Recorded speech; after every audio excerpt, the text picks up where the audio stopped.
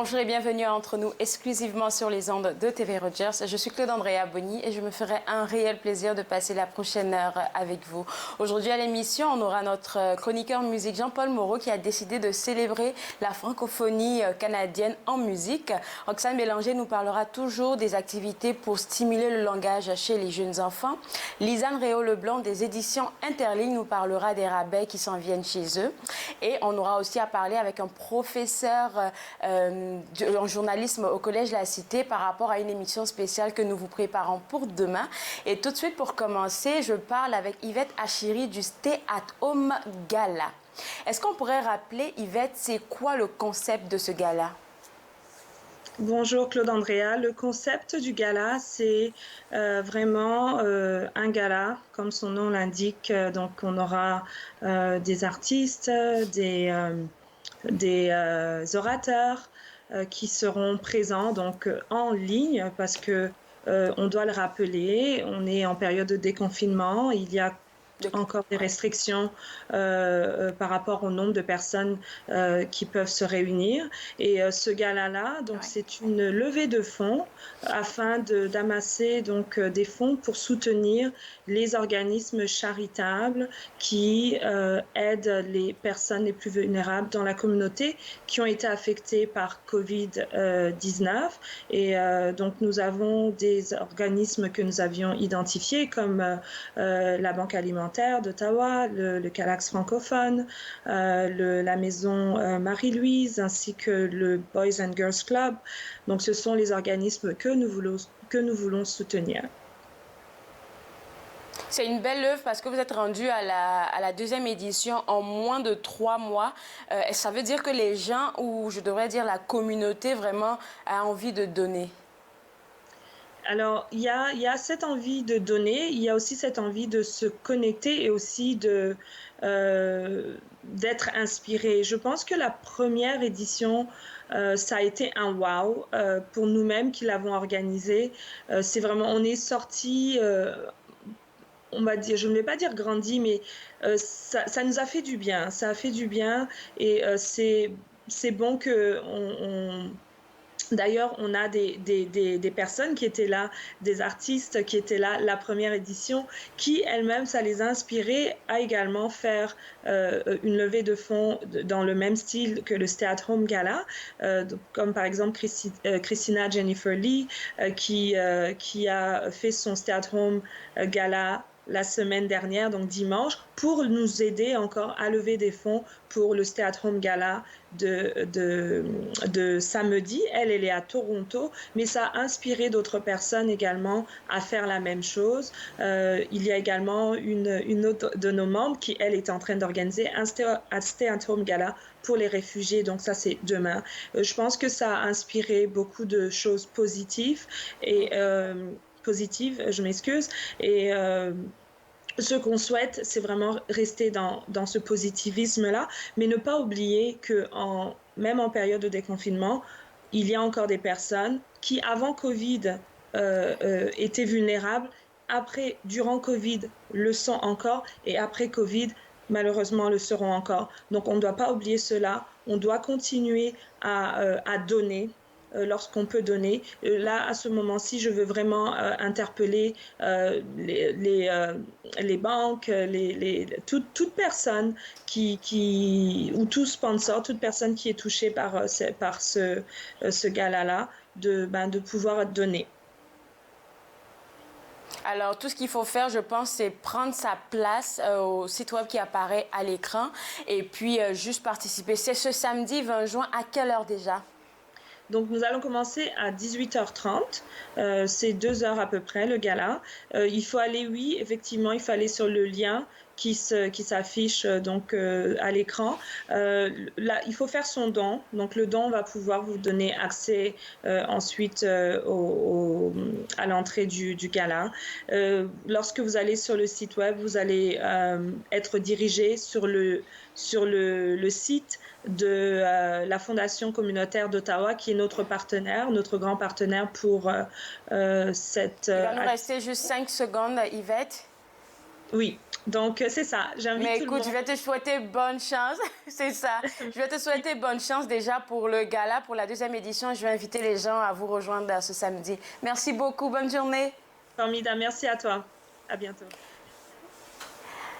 Alors pour vous autres à la maison, si vous avez envie de participer à ce gala, visitez le www.trellis.org/stay at home gala National Capital Region.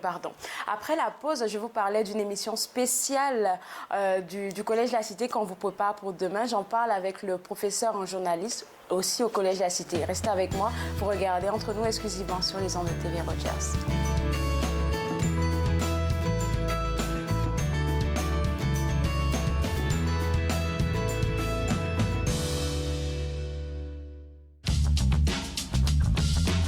Cette émission est présentée par Télé Élan. Vous êtes enfin aux commandes. Pour en savoir plus, visitez rogers.com.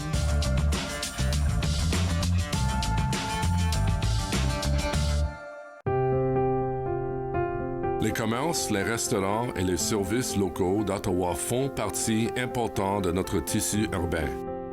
Nous pouvons les aider en ces temps difficiles. Commandez chez eux en ligne, achetez des chèques cadeaux à utiliser plus tard, commandez des repas à emporter ou à livrer, démontrez votre soutien sur les réseaux sociaux. S'il vous plaît, faites-le aujourd'hui. En savoir plus, visitez ottawa.ca/acheter local. Je l'ai fait. J'en ai besoin. Inaho me l'a donné. Je suis vivante. En tant que donneur d'organes, vous pouvez sauver jusqu'à 8 vies et en améliorer autant que 75 autres. S'il vous plaît, visitez notre site web et engagez-vous au cadeau de la vie. Vous serez heureux de l'avoir fait. Merci. Embrasse-moi, même si je dois partir. Dans mon et j'ai la peau tout le temps gelée. Court-circuit, vendredi, 21h sur TV Rogers.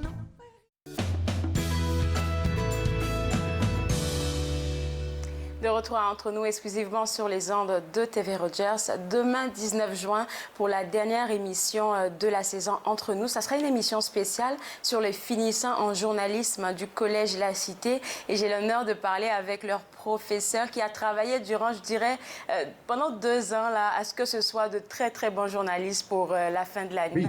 Daniel Tremblay, est-ce qu'on pourrait parler un peu de cette année qui a été particulière, je devrais dire? Oh mon Dieu! Bon, les deuxièmes années, les reportages que vous allez voir ont été réalisés avant bien sûr, la pandémie. Ils ont demandé plusieurs mois, ils ont 2-3 mois pour faire ce reportage-là. Alors, on est très fiers. Pour la prochaine année, on va voir comment on va faire, mais ce qu'on veut, c'est permettre aux étudiants de faire ce que les médias font actuellement, c'est-à-dire faire des reportages quand même, utiliser, comme on le fait actuellement, Zoom, ou Skype ou Teams, les vidéoconférences, mais aussi respecter le 2 mètres de distance, comme on le fait dans les médias. Donc, mais les reportages qu'on va vous présenter demain, ils ont été tournés avant la pandémie. On en est très fiers parce que les étudiants ont travaillé très fort là-dessus. Et puis, comme je l'ai dit et tu l'as aussi mentionné, là, il va falloir peut-être changer la manière de donner des cours ou peut-être ajouter des affaires qu'il n'y avait pas, comme par exemple Zoom, tu l'as mentionné. Ça change carrément, je ne sais pas, le mode éducationnel, je pense, hein? Tout à fait. Alors, il faut s'adapter. C'est un beau défi. C'est sûr que ce n'est pas l'idéal, mais au Collège La Cité, on a toujours simulé le marché du travail. Alors, c'est exactement ce qu'on va faire. Beaucoup de cours vont se faire à distance, mais il y a des cours quand même qu'on ne peut pas donner à distance. Si on veut permettre, par exemple, aux étudiants de faire des reportages télé, ils vont devoir venir chercher la caméra au collège, puis après ça, s'en aller en reportage, et ensuite faire leur montage. Alors, on va essayer de faire, mais en respectant les mesures, bien sûr, de distanciation et des mesures d'hygiène sanitaire, mais on s'est rendu compte que ce qu'on va être obligé de faire, c'est de faire exactement ce que les médias traditionnels font présentement, c'est-à-dire respecter le 2 mètres et tout ça. Donc, c'est une bonne expérience. Et encore là, on fait tout pour simuler le marché du travail. Donc, quand les étudiants vont effectivement commencer à travailler, ils vont l'avoir déjà fait. Peu importe dans quelles circonstances, s'il y a une pandémie ou non, ils seront capables de le faire. Je me suis sentie un peu mal par rapport à eux à cause de la crise, parce qu'ils étaient censés faire un stage. Je ne sais pas qu'est-ce qui s'est passé entre-temps. Est-ce qu'ils ont pu le faire ou ils ont dû mettre un stop à ça? Bon, la majorité ont dû annuler leur stage, ce qui est triste. On leur a accordé la note de passage quand même, compte tenu que grâce à nos ateliers où on simulait le marché du travail, dans notre cas, en tout cas dans notre programme, on a tenu compte du fait que ils ont fait comme s'ils avaient été sur le marché du travail, les compétences qui étaient nécessaires, tout ça. Maintenant, bon, c'est triste pour les étudiants, ils ont dû c'est reporté à plus tard. Les employeurs qui avaient accepté de les prendre ont dit, pas de problème, lorsque la pandémie sera terminée, même si vous êtes à l'université, peu importe où vous êtes, venez faire votre stage que vous auriez dû faire avec nous. Ce qui est ironique, c'est que j'ai 4 étudiants qui ont fait quand même leur stage parce qu'ils étaient à distance dans des sites, soit des sites de nouvelles Internet ou des radios Internet, ou encore des journaux qui ont pu faire ça à distance. Et pourtant, moi, je disais, évitez de faire votre stage à distance parce que c'est pas très intéressant. Assurez-vous qu'il y a une salle de nouvelles parce que de la maison, c'est plate de faire un stage de la maison. Et j'avais recommandé aux étudiants, allez-y pas donc, les 4 en question, il a fallu qu'ils me convainquent. Monsieur, j'aimerais vraiment ça le faire. Je me dis, bon, ben écoute, donc, finalement, j'ai accepté. Et avec le recul, je me rends compte que c'est les seuls qui ont réussi à faire le stage. En tout cas, c'était bien, c'était correct. Pour les gens je suis sûre que les gens vous connaissent là, et on a eu à discuter plus d'une fois, et vous m'avez mentionné toujours que vous êtes vraiment un amoureux des reportages. Je suppose que c'est cette même passion-là que vous avez transmis à vos étudiants. Comment vous arrivez à... Vous savez, souvent quand on arrive en tant qu'étudiant première année, premier jour, on n'est pas souvent dans le moule. Comment vous arrivez à donner cette énergie-là, cette passion-là à ces étudiants et qui restent jusqu'à la fin? C'est une bonne question. Donc, c'est vrai que je suis vendu, puis ce qui fait que je pense que ça fonctionne, c'est que j'aime ça, puis j'ai réussi à le transmettre, mais si je réussis à le transmettre, c'est comme j'aime vraiment ça. Ce que je dis aux étudiants, c'est d'abord, le plus beau métier du monde, c'est journaliste. C'est le plus beau métier. Parce que on raconte des histoires, on voyage, on va à des endroits inconnus, même en région. Par exemple, on va me dire, par exemple, Daniel, OK, tu fais un reportage aujourd'hui sur l'usine de Blue Sea Lake. Je suis jamais allé, je sais pas qu'est-ce que c'est, je m'en vais à l'aventure. Et mon boulot, et je suis payé pour ça aujourd'hui, c'est de visiter l'usine, la nouvelle usine de Blue Sea Lake, et de revenir et de faire un reportage là-dessus. Ensuite, on rencontre des gens intéressants, important et intéressant. Moi, j'ai rencontré Wayne Gretzky. J'ai dit bonjour. Bonjour. On m'a dit Hi Wayne, this is Daniel. Daniel, this is Wayne. Et là, je fais Et là, je parlais pas quasiment. Et j'ai rencontré Céline Dion. Avant qu'elle devienne très, très populaire, ouais. Et là, bon, et c'est notre nom qu'on met à la fin de notre reportage. Alors, c'est motivant parce qu'on peut signer en disant à la fin de notre reportage, Daniel Tremblay pour le Collège de la Cité à Ottawa. Donc, c'est une motivation supplémentaire pour raffiner notre truc. Alors, quand je dis ça aux étudiants, quand je raconte tous les avantages qu'il y a d'être journaliste, je pense que ça fonctionne et puis on le fait pour vrai. Donc, les étudiants voient leur progression. Ça, je trouve ça intéressant. Il y a des conditions, par exemple, pour faire des bons reportages. Il faut aimer le français.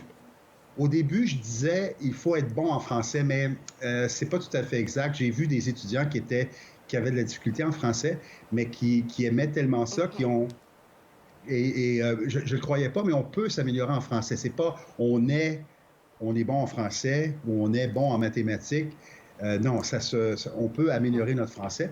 Et faut être bon, faut aimer le français, il faut être curieux et il faut être déterminé parce que la nouvelle, il faut aller la chercher.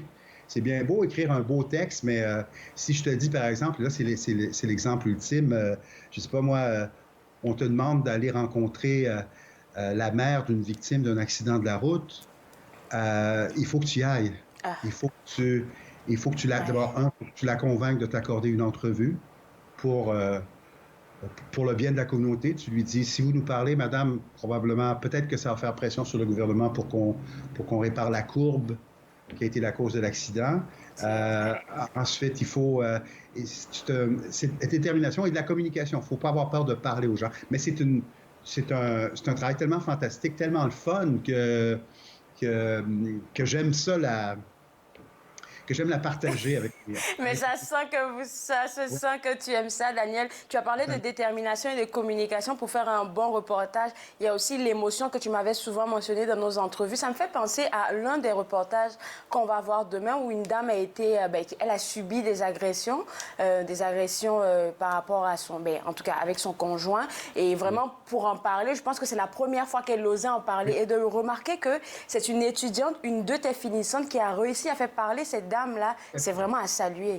Tout à fait. La télévision, c'est le médium où on peut faire le plus transmettre l'émotion. Dans l'image, on voit à travers les yeux de la personne toutes les émotions du monde, non seulement la tristesse, mais aussi la joie, la fierté, la détermination, la honte, la gêne. Mais la joie, j'aime bien en revenir, j'insiste sur la joie parce qu'il y a des bonnes nouvelles aussi. Les journalistes ne font pas seulement que des mauvaises nouvelles. Faire des nouvelles, c'est refléter la réalité, et la réalité n'est pas faite que de mauvaises nouvelles. C'est pas vrai. J'aime pas les bulletins de nouvelles où il y a seulement des mauvaises nouvelles.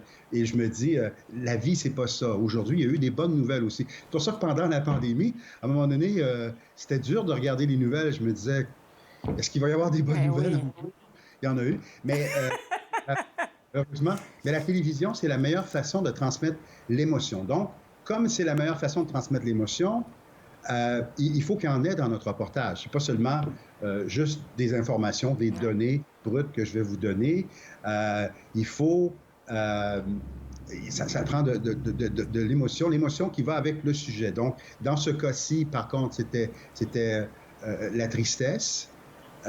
Mais il faut que ce soit montré. Ensuite, l'émotion, elle est contagieuse. C'est-à-dire, quand vous allez voir le reportage demain sur cette dame, vous allez la voir qui raconte son histoire avec l'émotion et on partage, on sent, on a de l'empathie, on sent un peu une partie de la tristesse qu'elle a eue et on se dit, mon Dieu, pauvre dame. Donc, ça va dans les deux sens. C'est important alors que l'émotion soit... Et avec le recul, tu me fais penser que c'est vrai qu'il y a beaucoup d'émotions dans nos reportages. J'allais dire mes reportages, c'est pas mes reportages, c'est les reportages des étudiants. Mais dans nos reportages, dans les reportages des étudiants, que vous allez voir demain, il y a beaucoup, beaucoup d'émotions. Et bravo pour... Je pense qu'on comprend. Merci beaucoup, Daniel. C'est ça. Merci déjà pour ta passion que tu communiques à la nouvelle génération. Et merci pour ces beaux finissants que tu offres au monde du journalisme. Bonne journée à toi. Si, on lâche pas. Bye. Alors, pour vous autres à la maison, je vous inviterai vivement à voir demain cette émission spéciale sur les finissants en journalisme du Collège La Cité. C'est plus de 15 reportages que vous allez voir en rafale et je suis pas mal sûre que vous serez fiers d'eux. On va prendre une pause et juste après, on va parler des rabais qui s'en viennent aux éditions Interligne. Vous regardez Entre nous, exclusivement sur les ondes de TV Rogers.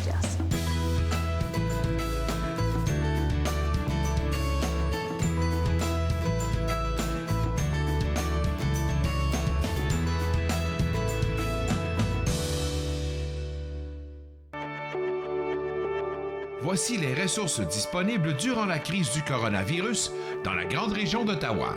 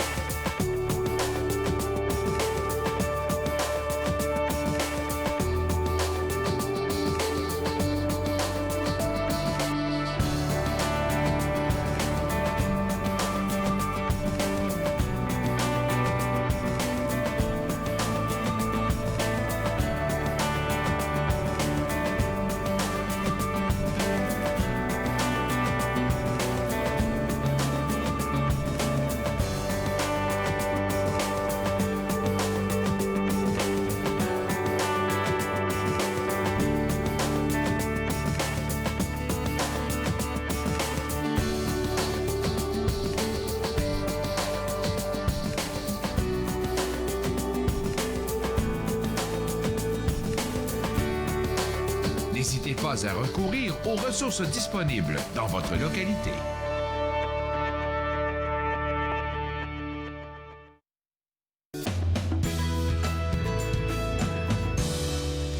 De retour entre nous exclusivement sur les ondes de TV Rogers. On parle de tout ce qui se passe aux éditions Interlignes parce qu'apparemment, il y a des rabais qui s'en viennent, Lisanne. Oui, ben en fait, il y a des rabais pour le mois de juin et juillet sur des versions numériques de 5 livres des éditions L'Interligne. Puis on a vraiment essayé d'y aller pour tous les goûts. Donc, vous pourrez pas dire que c'est pas votre genre parce qu'il y a tous les genres dans ces 5 rabais-là. Donc, c'est ça, les versions numériques sont à 50%. On a le titre Visage dionysiaque de Laurent Fadani, dont je vous ai parlé la semaine dernière, qui est en fait un recueil de nouvelles sur le vin. Donc, chaque nouvelle est inspiré par un vin, fait que c'est vraiment une lecture d'été parfaite, on s'entend, avec un petit verre de vin, évidemment. On a aussi le roman Rue des rêves brisés de Guy Bélisère, dont je vous ai aussi parlé la semaine dernière, qui est un roman vraiment prenant, touchant, qui fait réfléchir sur le racisme, notamment, là, qui se passe à Montréal. On a aussi Chronique militaire de Jean-François Lemoine, qui est en spécial, qui ça, c'est vraiment, si vous aimez les récits de guerre, par exemple, parce que c'est les souvenirs de Jean-François, qui, lui, est un vétéran de l'armée canadienne. Et c'est notamment 3 missions là, qu'il a faites au Royaume-Uni, en ex-Yougoslavie et en Irak. Donc, vraiment, on voit aussi, tu sais, ce qui est bien, c'est que ça commence au début de sa carrière et ça va comme à une de ses dernières missions là, avant sa retraite. Donc, on voit vraiment l'évolution aussi de son travail, de sa mission. Oui, c'est ça, de son rôle. On voit comment il navigue à travers ça, puis comment il gère ça aussi, parce que c'est évidemment des situations très stressantes qui peuvent être angoissantes, mais toujours gérées avec beaucoup de calme par Jean-François Lemoine. Donc, c'est vraiment intéressant de se plonger dans ça. Puis vu que c'est 3 récits différents, ben c'est le fun. Je pense que ça se lit bien aussi pour l'été. On en finit un, après on va se baigner, on revient, on continue la suite. Donc c'est vraiment parfait pour ça. On a également aussi un recueil de poésie qui est Mordre jusqu'au sang dans le rouge à lèvres de José Claire. Est-ce qu'on peut revenir un peu sur le résumé de ce livre-là? Oui, c'est ça. De ce recueil? C'est vraiment, c'est un recueil qui en fait aborde, parce que José Claire, c'est une personne transsexuelle, donc c'était une femme et qui est devenue un homme, et donc c'est le récit de ça un peu, ça retourne dans le temps, à l'époque, disons, avant le changement de sexe, et relate les tensions, les tiraillements là, qui étaient vécus évidemment par José à cette époque-là, et le désir donc de changer de sexe et de devenir une femme et d'être enfin soi. C'est un recueil, je dirais, explosif. Il y a tellement de belles images là-dedans. C'est très, très, très imaginatif, inventif. C'est beau. Des fois, on est touché puis ça fait mal, ça rend triste, mais il y a tellement de belles images qui viennent, adoucir tout ça. Je dirais, c'est à cœur ouvert, tu sais, c'est vraiment quelqu'un qui ose être lui-même et parler de sa transition, chose qui est pas facile, et ça se lit super bien. Moi, je l'ai souligné abondamment. Il y a de tellement belles trouvailles, belles métaphores dans ce recueil de poésie-là, donc Mordre jusqu'au sang dans le rouge à lèvres, et on a vraiment une bonne idée de ce que ça peut impliquer. Il y a on parle beaucoup du corps aussi, puis de commencer d'être dans un corps qu'on considère qui n'est pas le sien, puis qu'on veut changer de corps. Donc, c'est vraiment un voyage particulier pour mieux comprendre aussi, je pense, la réalité des personnes qui se disent transgenres ou qui disent qu'ils veulent, qui sont pas à l'aise dans leur corps et qui veulent changer de sexe. Donc, Mordre jusqu'au sang dans le rouge à lèvres de José Claire, une super belle lecture. Et puis aussi, on avait Magali et les lettres anonymes, qui est un roman jeunesse, 9-12 ans, qui est une enquête, en fait. Magali, qui est une jeune fille qui est très je dirais, entêtée, mais très curieuse aussi, qui va aller au fond d'une affaire. Là, quand il y a quelque chose qui marche pas, il faut qu'elle enquête, il faut qu'elle aille voir plus loin. Donc, avec ses amis, elle va enquêter pour savoir qui lui envoie des lettres anonymes parce que ça commence à lui arriver, puis ça devient un peu inquiétant, on va se le dire. Donc, c'est vraiment une belle lecture là, pour les jeunes de 9 ans et plus cet été, entre deux sorties dehors au soleil. Un peu de lecture, c'est toujours agréable pendant les vacances. En tout cas, vous vous êtes préparés de sorte à ce qu'il n'y ait pas d'excuses parce que là, il y a vraiment pour tous les goûts, là. Exactement, c'est ça qu'on a voulu, là, tu sais, nouvelles, romans, poésie, jeunesse, vous avez vraiment tout. Et puis, on vous invite à aller sur leslibraires.ca pour ça, pour trouver les versions là, numériques à moitié prix, mais je crois que c'est aussi sur Renaud-Bré, Archambault, etc., donc très facilement accessible. Et puis, je voulais aussi vous parler de notre rentrée littéraire, parce que là, bon, c'est l'été, on se met, comme vous voyez, j'ai sorti ma petite camisole. Il fait chaud, mais nous, à l'Interligne, on est déjà en train de penser à l'automne, tu sais, parce que ça s'en vient vite aussi. Et donc, on a un automne vraiment tout de suite, là, oui. Très rempli, notamment parce que, à cause du confinement puis de la COVID, on a eu 4 titres qui ont été reportés à l'automne. Donc là, ça va nous faire, je pense, 11 ou 12 titres là, cet automne. C'est quand même chargé. Puis encore là, il y en aura pour tous les goûts aussi. Donc, alors, vous préparez quoi? Est-ce que tu peux nous dire quelques 2-3 trucs sur ça? Oui, bien sûr. En fait, en septembre, on va avoir L'Équivoque d'Alain Cavenne, un roman... Alain Cavenne nous avait déjà publié chez nous un roman jeunesse. C'est vraiment un roman pour adultes sur une histoire d'amour un peu vouée à l'échec, je dirais, entre un prof et son ancienne étudiante. Ils se revoient, ils commencent à se fréquenter, mais c'est ça. Lui, il décide de... Il souhaite pas trop s'engager là-dedans, il veut pas voler sa jeunesse à cette fille-là. Et puis, il y a aussi beaucoup de notions de philosophie. Je dirais que c'est vraiment bien intégré dans l'histoire, puis ça nous fait beaucoup réfléchir sur les relations humaines aussi, puis sur les choses que des fois on souhaite qui se passent bien, puis finalement, c'est ça, on fait tout pour que tout se passe bien, mais finalement, on n'a pas le contrôle, puis les choses se passent totalement différemment et on arrive à ce qu'on voulait absolument éviter finalement. Donc, quand même une réflexion et un roman un peu, c'est ça, je dirais psychologique, sentimental. On a des nouveautés jeunesse, Capitaine Boudu et les enfants de la Cédille, le 10 septembre. Ça, c'est vraiment le fun. C'est une aventure dans l'espace, puis c'est pour les tout jeunes, donc 6-9 ans. Il va y avoir des belles illustrations avec ça.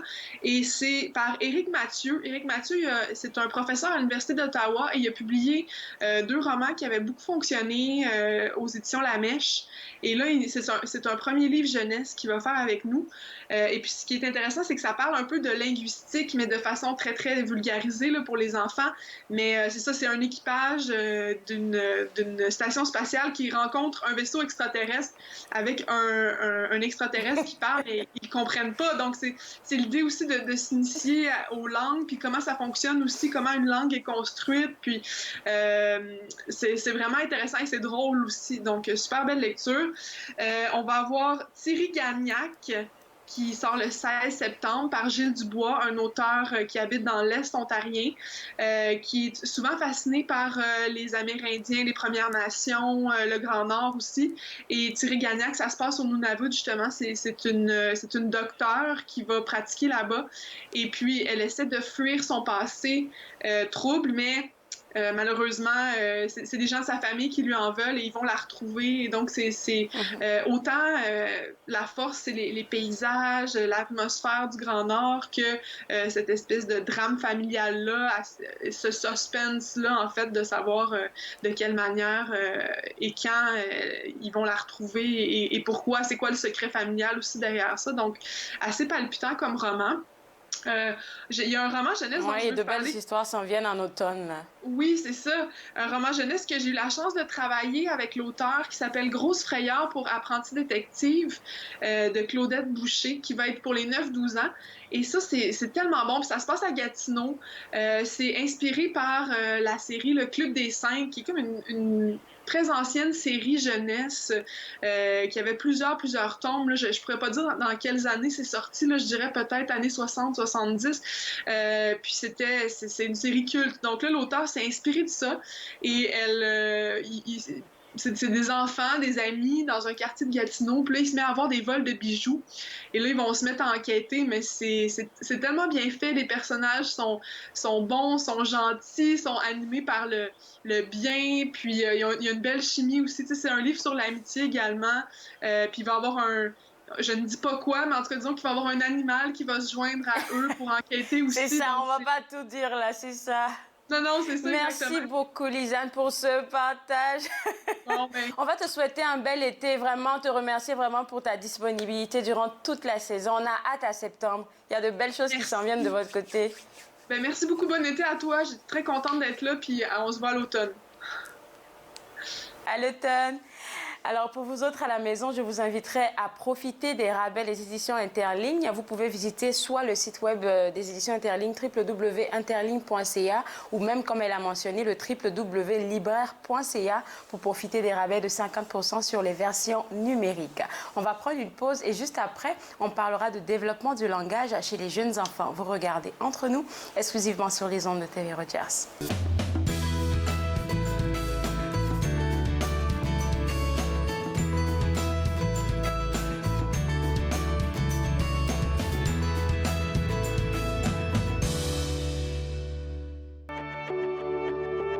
Voici les ressources disponibles durant la crise du coronavirus dans la grande région d'Ottawa.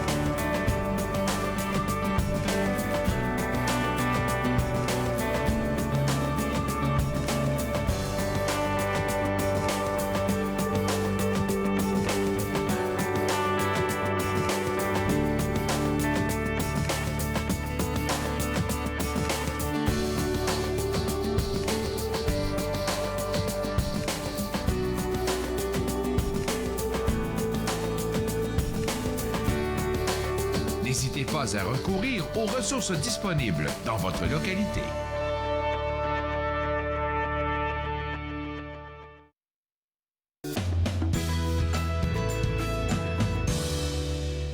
De retour entre nous exclusivement sur les ondes de TV Rogers. On parle maintenant des activités pour stimuler le langage chez les jeunes enfants.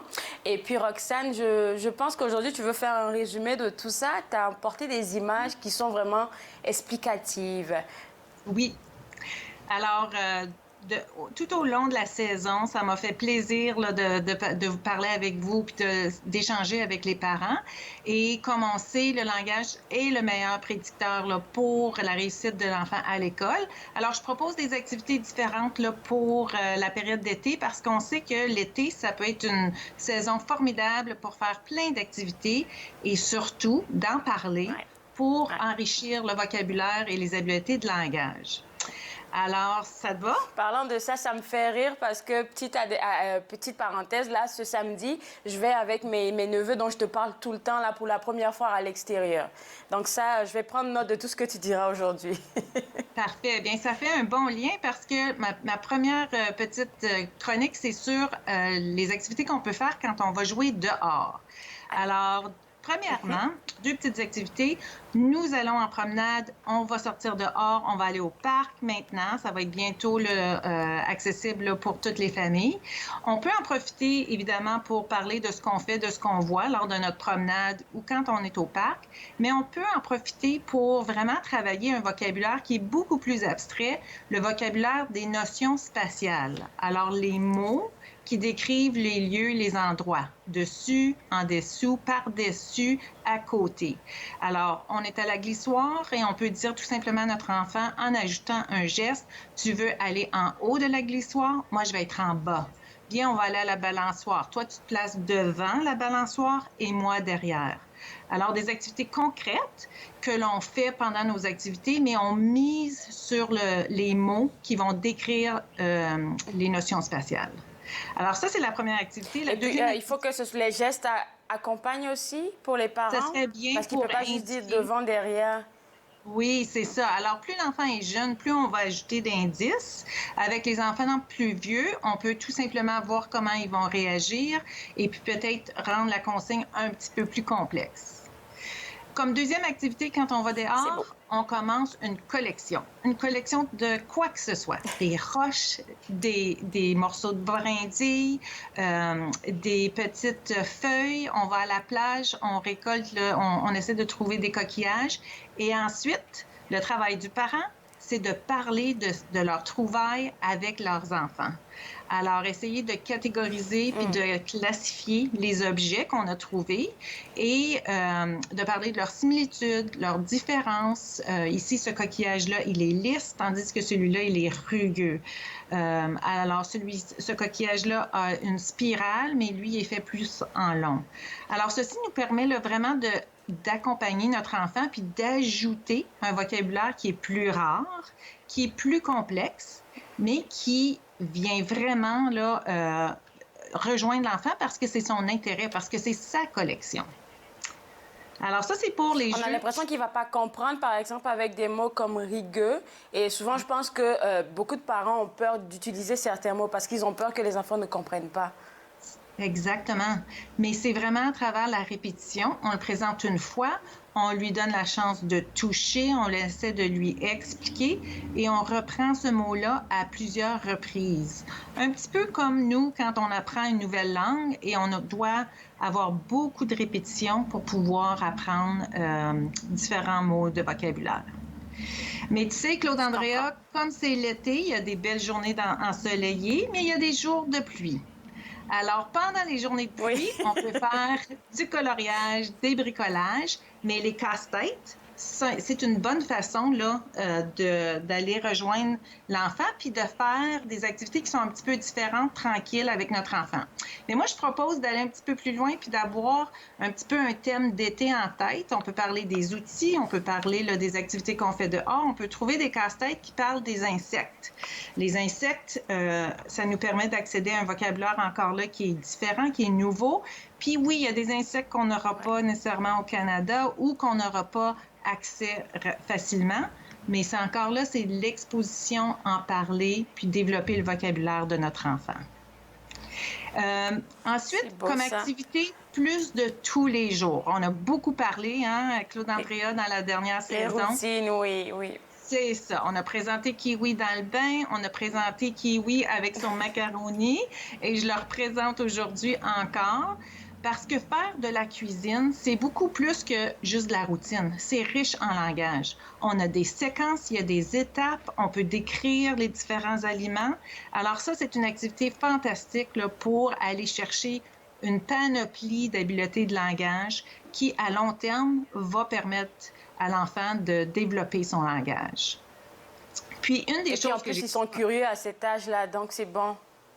Exactement. Puis, plus on les aide dans des activités de routine, plus ils vont devenir indépendants aussi. Puis avoir des petits cuisiniers, des petits cuistots à la maison, ça pourrait nous aider à long terme. Alors, peut-être ton défi avec tes neveux, ça sera de faire de la cuisine un petit peu plus simple, peut-être, mais quand même. Ils peuvent je vais essayer parce qu'ils sont tellement tannants, là. Oui, hein? Puis, une chose que j'encourage beaucoup les parents à faire, c'est évidemment les livres. Alors, je propose des lectures encore là estivales. Par exemple, Jacques et les haricots magiques. On peut parler là, du jardinage puis de qu'est-ce qui arrive aux plantes. Des petits livres tout simples comme Plaisir d'aimer de la courte échelle. Puis eux autres, ce qui est bien, c'est que ces livres-là sont souvent aussi, ils ajoutent une composante par rapport à l'académique. Il y a des mots qui riment, il y a des mots qui se ressemblent au niveau du son. Sissi sent le citron savonné. Alors, ça peut permettre là, aux parents de travailler des prérequis de littératie.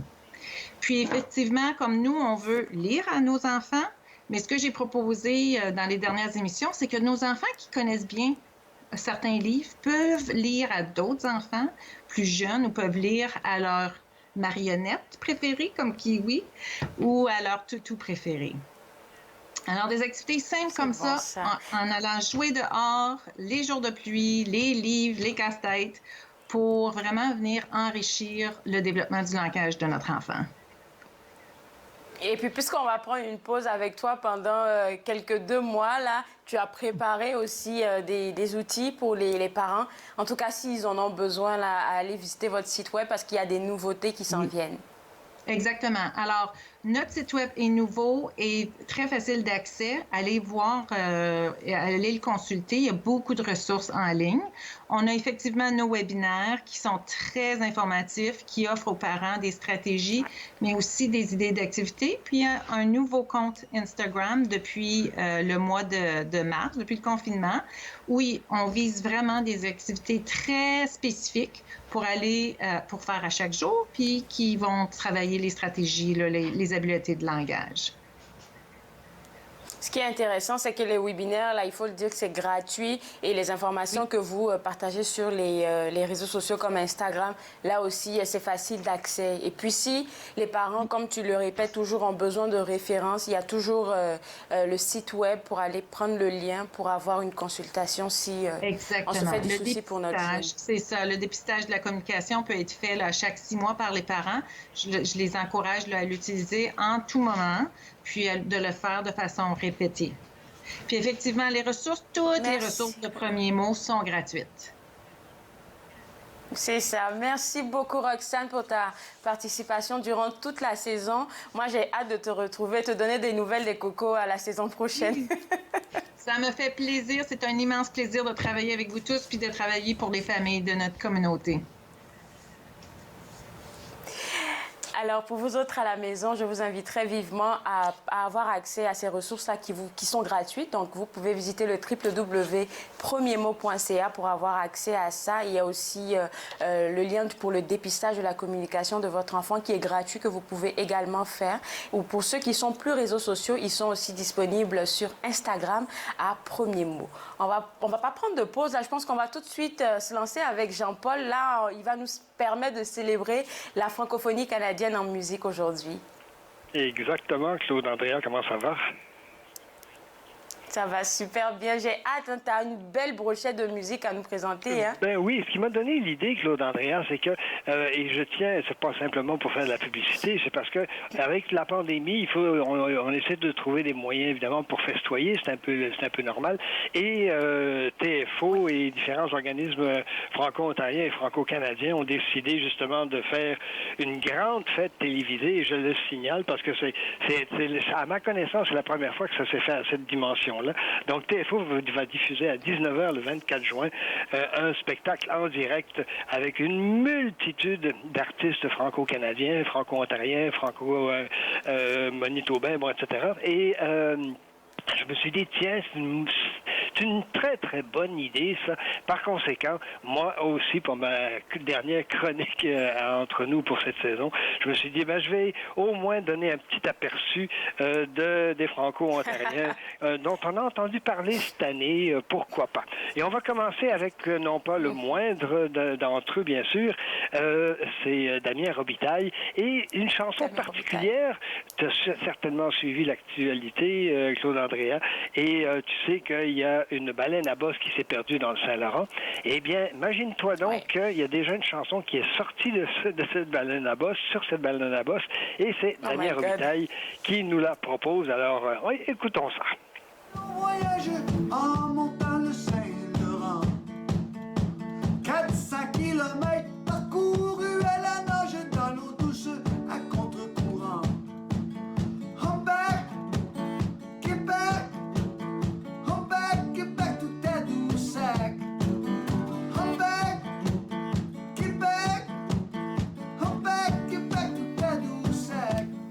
fait remarquer, Jean-Paul, que ce titre de Damien Robitaille, il a un air des Beatles. Ben oui, absolument, tout à fait. C'est comme comeback, justement, des Beatles. Alors, pourquoi pas?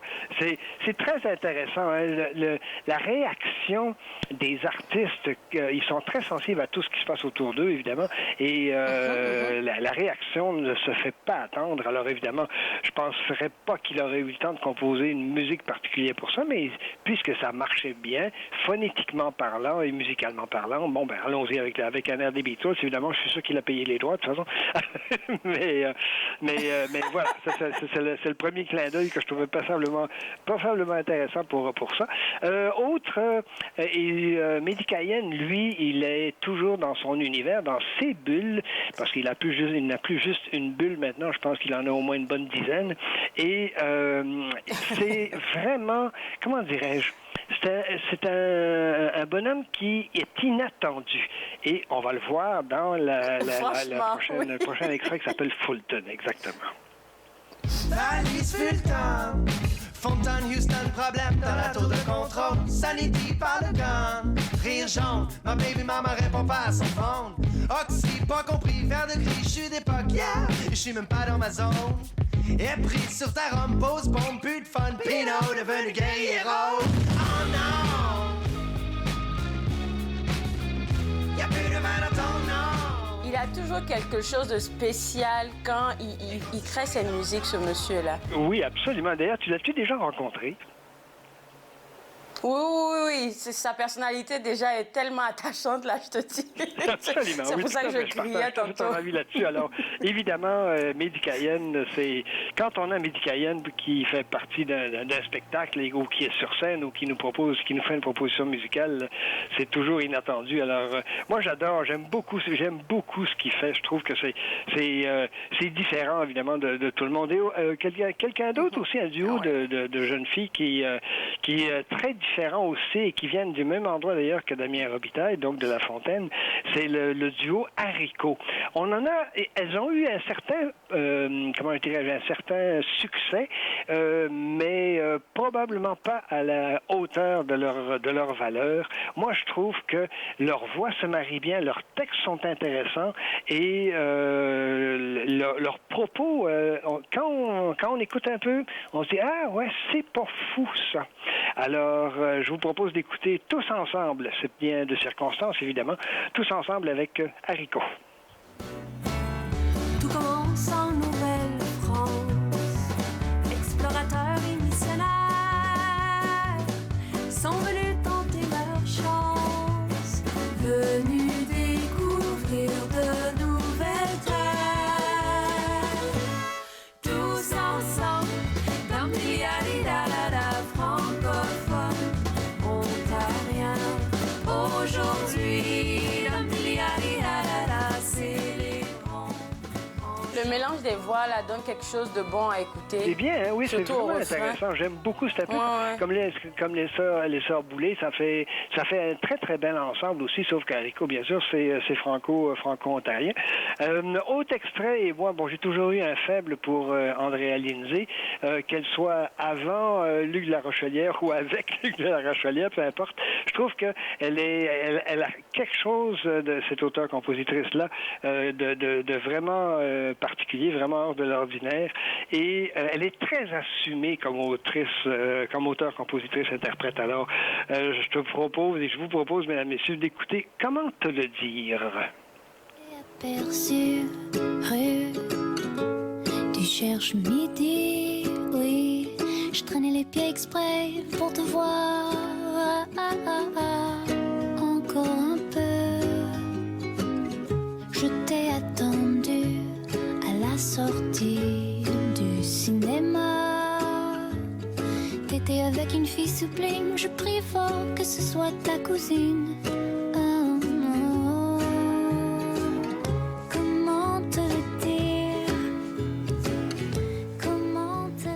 Je sais pas comment te définir ce que j'entends là, mais je pourrais le dire que sa finesse touche un peu. T'as l'impression que c'est un fleuve qui coule quand elle chante.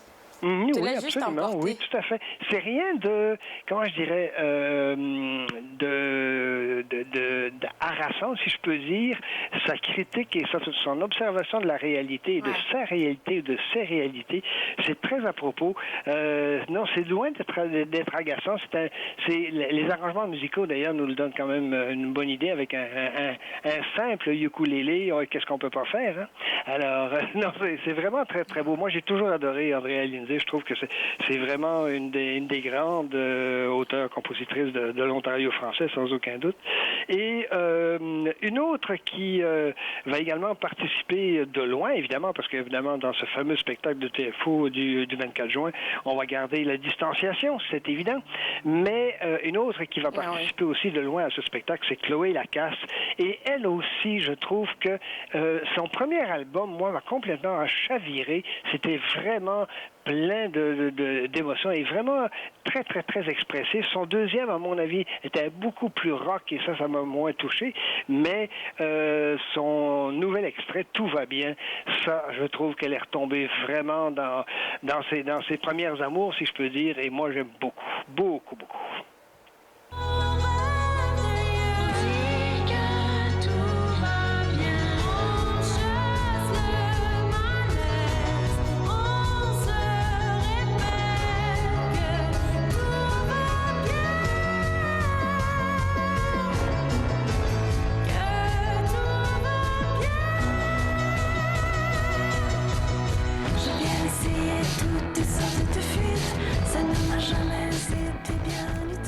Jean-Paul, aide-moi à trouver quel genre de style de musique c'est.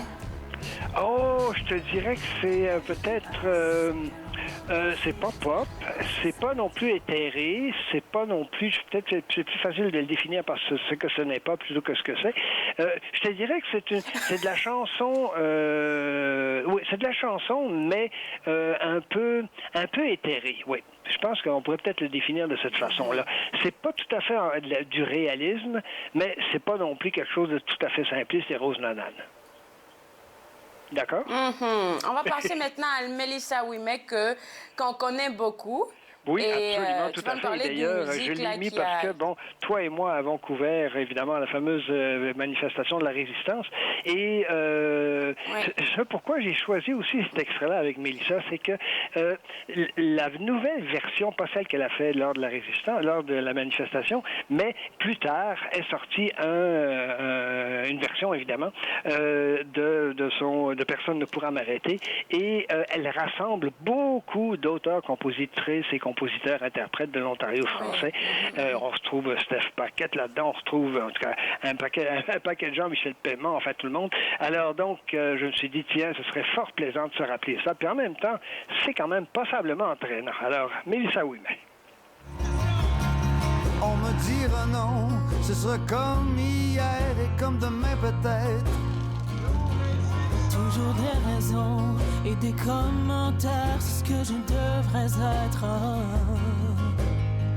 Je me fous des barrières, je vais gagner à ma manière. J'allumerai en moi ce qui survivra au-delà des combats. Personne ne pourra m'arrêter, c'est plus fort que moi. Tu perds ton temps à essayer de me briser la voix, ça déraille, une bataille. Cette collaboration-là me fait, je sais pas pourquoi, penser à, tu sais, We Are the World, là, la chanson avec tous les artistes ensemble. C'est un peu le même style, évidemment, tout à fait. Quoique ça nous touche plus particulièrement, bien sûr. On avait reconnu aussi la voix de Céleste Lévy là-dedans, dans l'extrait qu'on vient d'entendre, si je me trompe pas.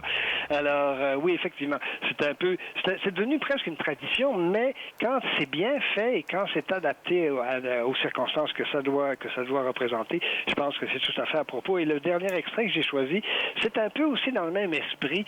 Bon, évidemment, évidemment, qui ne connaît pas comme franco-ontarien Paul Demers, qui ne connaît pas notre place? Bon, je pense que on n'a pas vécu dans le même siècle si on ne connaît pas. Et on a évidemment, les artistes franco-ontariens ont rendu un hommage à Paul Demers, évidemment.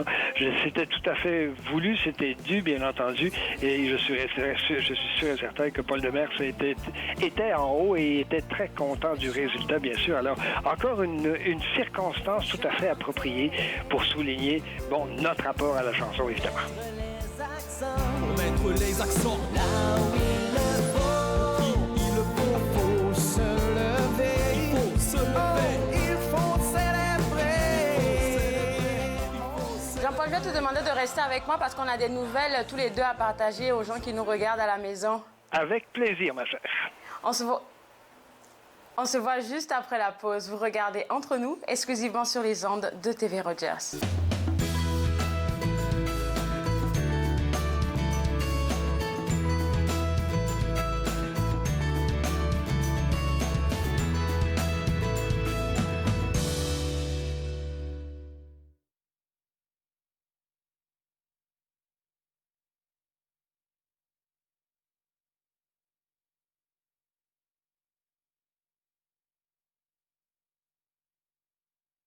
Bonjour, ici Jim Watson. J'aimerais prendre un moment pour remercier tous les travailleurs de première ligne qui continuent de mettre leur vie à risque lors de cette pandémie. Le travail héroïque de nos professionnels de la santé et des premiers intervenants est remarquable. Je suis reconnaissant aux gens qui abandonnent le temps avec la famille pour aider ceux qui l'ont besoin.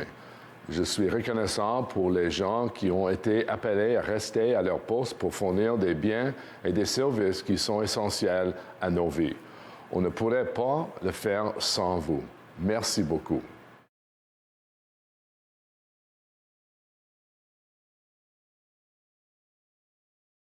Mon mari est un homme et un père formidables lorsqu'il ne boit pas. Cela me dérange vraiment que mon mari choisisse l'alcool plutôt que nous. S'il nous aimait, il cesserait de boire, non? Ma conseillère m'a suggéré d'essayer Alanon. Je ne comprenais pas pourquoi, mais je suis heureuse d'y être allée. Êtes-vous préoccupé par la consommation d'alcool d'une autre personne?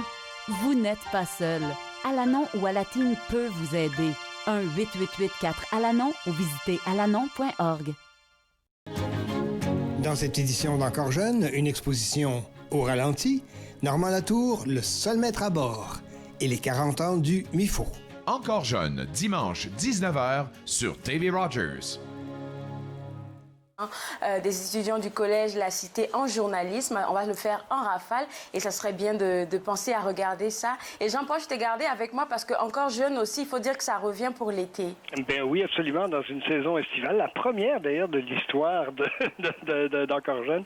Et oui, alors une série de 8 ou 9 entretiens, donc c'est des entretiens d'une demi-heure à peu près, en 2 segments, avec des gens que je voulais absolument que les téléspectateurs et les auditeurs puissent découvrir. On a souvent tendance à croire que quand on voit quelqu'un à l'écran, on l'a ou les connaît, et c'est pas toujours le cas. Alors donc, j'ai décidé d'offrir le point de vue du cheminement et le point de vue humain d'un certain nombre d'invités tout au cours de l'été. Alors donc, ça commence au début juillet, et donc 8 invités fort intéressants. Je pense que ça va être passablement passionnant. C'est bon, on a hâte là. Merci beaucoup, Jean-Paul. Merci. Alors, je ne sais pas qu'il me reste combien de secondes là, mais pour vous autres à la maison, j'aimerais vous dire que oui, on va arrêter demain l'émission entre nous régulière, mais vous aurez des répétitions, des émissions régulières entre nous, et on vous prépare aussi Entre nous estival qui va commencer aussi à partir de ce dimanche. On se voit demain pour l'émission spéciale. Au revoir. Faites-nous part de vos commentaires en composant le 613-521-2323 par courriel sur Facebook et Twitter.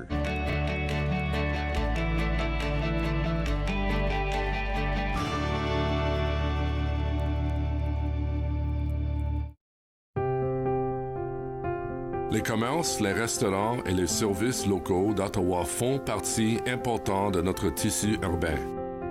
Nous pouvons les aider en ces temps difficiles. Commandez chez eux en ligne, achetez des chèques cadeaux à utiliser plus tard, commandez des repas à emporter ou à livrer, démontrez votre soutien sur les réseaux sociaux. S'il vous plaît, faites-le aujourd'hui. En savoir plus, visitez ottawa.ca/acheter local. I'm Mallory, and I was walking home one night when an impaired driver hit me. He had been overserved in 2 bars before getting behind the wheel. If the servers would have called him a cab instead of serving him more alcohol, my life would be the same as what it used to be. I think servers play the biggest role in keeping us safe because it's up to them what state the person's in when they leave. Refusing service isn't personal, it's the law.